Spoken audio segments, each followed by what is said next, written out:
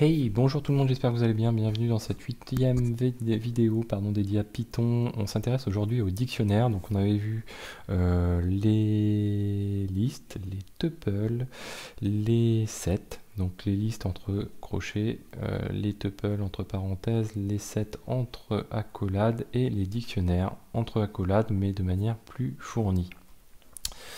Donc le principe du dictionnaire, c'est quoi? C'est d'introduire la notion de clé-valeur.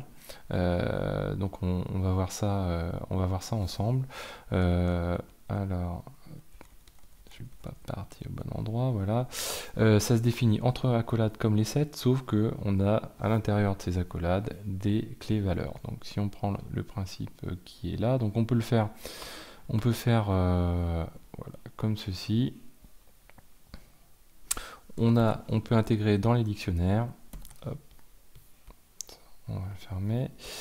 Dans les dictionnaires, on peut intégrer, vous voyez, donc clé valeur, virgule, clé, et là même la valeur peut être une liste ou un élément, un objet différent.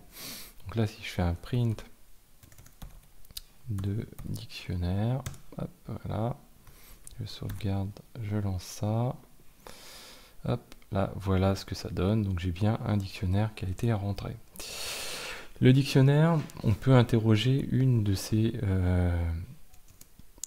valeurs en spécifiant, donc une de ces clés, pardon, en spécifiant entre entre crochets le nom de la clé en question. Donc si je sauvegarde, je lance ça, j'ai bien la valeur 1 qui m'est retournée pour la clé 1, puisque ma clé 1 a une valeur 1. Ensuite, donc la petite difficulté, petite subtilité, c'est que si on demande une clé qui est non existante de cette manière-ci, qu'est-ce qui se passe? Je vais avoir un message d'erreur. Donc on peut interroger un dictionnaire autrement.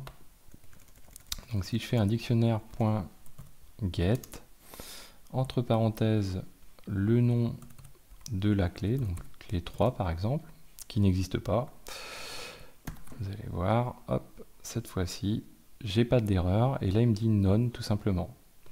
Donc ça peut être appréciable comme outil pour gérer un petit peu mieux l'interrogation, un cas où on a une gestion d'erreur et un cas où on n'a pas de gestion d'erreur.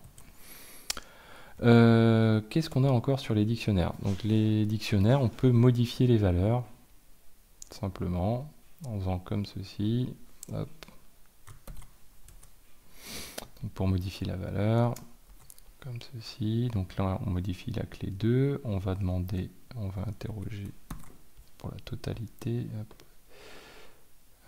Dictionnaire, clé 2, ma valeur 2. Qu'est-ce que j'ai loupé? Ah oui, voilà. Hop. Là, il me faut le double quote. Voilà. Donc, si j'interroge ça, qu'est-ce qui me retourne? Voilà, donc là il a mis à jour la clé 2 avec ma valeur 2, vous voyez, donc qui était un élément qui n'existait pas. Si je veux modifier par exemple ma liste, ouais, oh, non, c'est pas grave, vous avez compris le principe de toute façon. On peut aussi updater quelque chose qui est déjà existant.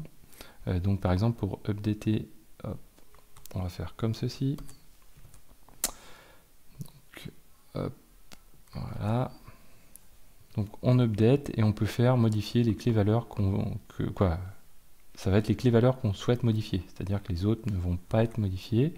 Donc si je fais un clear ici pour y voir un petit peu plus clair, hop, je rafraîchis, hop, j'ai une typo qui traîne, voilà, ici. Voilà, je relance, qu'est-ce qui se passe? J'ai tout simplement ici, j'ai bien donc ma liste, cet élément-là n'a pas changé. Par contre, ce qu'il a fait, il a mis à jour ma clé 1 qui à l'origine valait valeur 1, elle a été mise à jour à nouvelle valeur 1. Et la clé 2, elle a été complètement créée puisqu'elle n'existait pas auparavant. Donc là, on vient de faire une mise à jour de clé. Ensuite, on peut supprimer des clés. Donc si je fais comme ceci, del dictionnaire, et puis bah, là, on va supprimer la clé, hop, clé 1, par exemple. Donc je sauvegarde. Là, qu'est-ce qui se passe? Je n'ai plus que l'autre clé qui reste, qui est la clé ma liste. On peut aussi également donc utiliser la notion de pop tel qu'on le connaissait, tel qu'on l'a déjà vu auparavant. Donc là, on va mettre variable, par exemple, égale dictionnaire point pop. Hop. Voilà, variable comme ceci. Et là, qu'est-ce qui se passe si je laisse celui-ci et que derrière, je mets un print de variable? Je sauvegarde, je lance ça. On va ressortir de ça, voilà. J'ai loupé. Ah oui, le pop, il faut lui passer un élément. Ok. Donc je vais lui passer, par exemple ici, hop, ma liste. Voilà. Voilà, et donc là, qu'est-ce qui s'est passé? Donc première chose, j'ai affiché le dictionnaire, mais après le pop, hein, bien sûr. Et le pop, lui, a permis d'alimenter une variable ici, hein, comme on l'a déjà vu précédemment dans les listes. Et du coup, la variable, elle prend la valeur qui est ici. Quoi d'autre encore? On a la possibilité aussi d'interroger les différents éléments. Donc on a les lens de dictionnaire. Alors on va faire un peu de clean comme ceci. Lens, donc len de dictionnaire. Hop. Voilà, donc là on sait qu'on va avoir deux clés, une, deux, n'est-ce pas?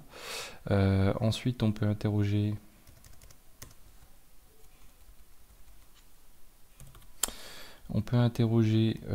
les keys.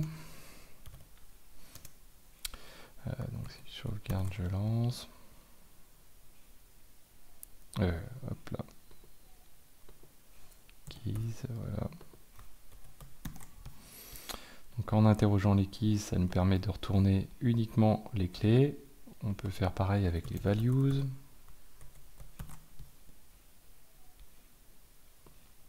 Voilà. On peut aussi faire le couple des deux, ce qui nous permet de retourner les couples, donc tous les couples clés-valeurs. Du coup, ce qu'on peut faire ensuite, alors je crois que je l'ai mis, voilà. On peut faire un for, comme on l'a déjà vu auparavant, clé, virgule, valeur,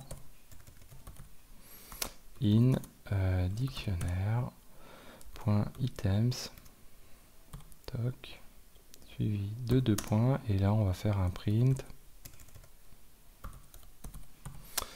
de clé, virgule, valeur.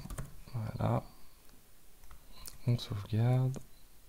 Voilà. Et on lance.